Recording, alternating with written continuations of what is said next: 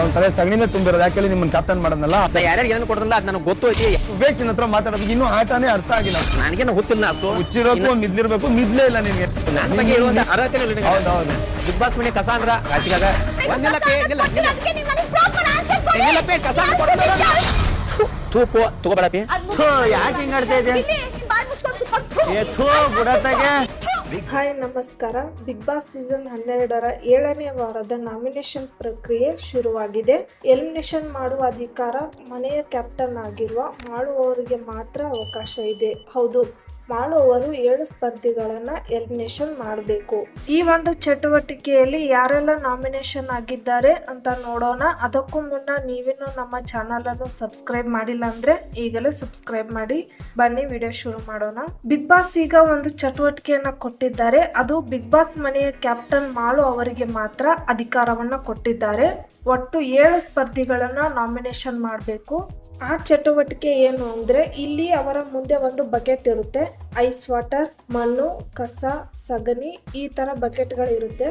ಆ ಬಕೆಟಲ್ಲಿ ಇರುವಂತಹ ಸಗಣಿ ಹಾಗೆ ಕಸ ಈ ತರ ಬಕೆಟ್ಗಳು ಯಾರಿಗೆ ಸೂಟ್ ಆಗುತ್ತೆ ಮತ್ತು ಅವರ ಹೆಸರು ಹೇಳಿ ಈ ಒಂದು ಬಕೆಟ್ ಅಲ್ಲಿರುವ ಎಲ್ಲವನ್ನು ಅವರ ತಲೆ ಮೇಲೆ ಹಾಕಿ ಕಾರಣ ಹೇಳಬೇಕಾಗುತ್ತೆ.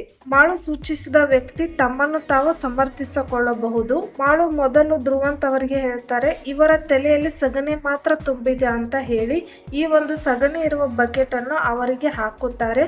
ಧ್ರುವಂತ್ ಅವರು ವಾದ ಮಾಡಬಹುದು. ಮತ್ತೆ ಕಾಕ್ರೋಚ್ ಸುದಿ ಅವರು ಬರುತ್ತಾರೆ. ಇವರಿಬ್ಬರ ನಡುವೆ ವಾದ ವಿವಾದ ನಡೆಯುತ್ತೆ.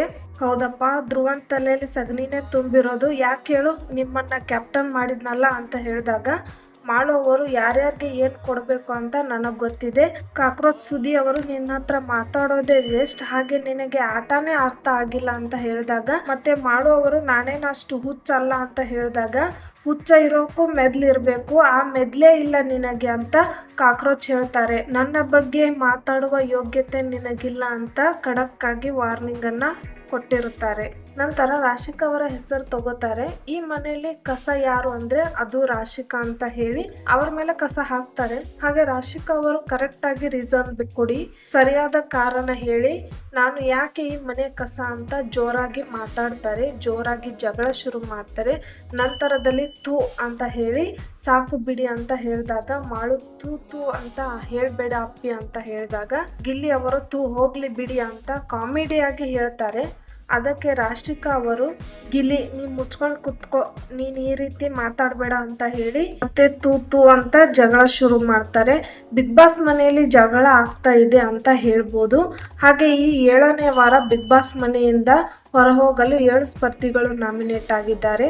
ರಕ್ಷಿತಾ, ರಾಶಿಕಾ, ಧ್ರುವಂತ್, ಜಾನ್ವಿ, ಸುದಿ, ಅಶ್ವಿನಿ ಹಾಗೆ ನೇರವಾಗಿ ನಾಮಿನೇಟ್ ಆಗಿರುವ ರಿಷಾ ಈ ಸ್ಪರ್ಧಿಗಳು ನಾಮಿನೇಟ್ ಆಗಿರುತ್ತಾರೆ. ಹಾಗಾದ್ರೆ ಈ ಚಟುವಟಿಕೆ ಬಗ್ಗೆ ಮತ್ತು ಮಾಳು ಅವರು ಈ ನಿರ್ಧಾರದ ಬಗ್ಗೆ ನಿಮ್ಮ ಅನಿಸಿಕೆ ಏನು ಅನ್ನೋದನ್ನ ಕಮೆಂಟ್ ಮೂಲಕ ತಿಳಿಸಿ.